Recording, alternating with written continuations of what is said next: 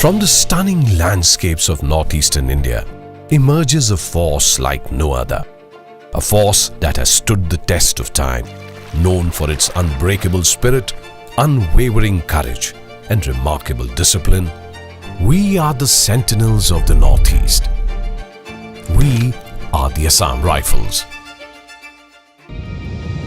Soon after independence, the country was busy with the unification of states and provinces. The best thing to happen to the Assam Rifles was the foresight of Sir Akbar Hyderabadi, who separated the force from the police.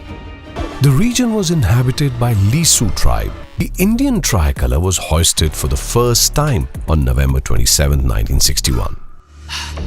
The iconic location stands as a symbol of modern India, supported by Assam Rifles, with efforts to bridge the gap between tribal communities and the administration. He remained committed to the Northeast region amidst evolving insurgency challenges and external threats to unity. खबर मिली है 3 PLD की विद्रोही गांव इलाके में आए हुए हैं। क्या आप सब लोग मेरे साथ इस ऑपरेशन में साथ देने के लिए तैयार हैं? तैयार हैं? तैयार हैं?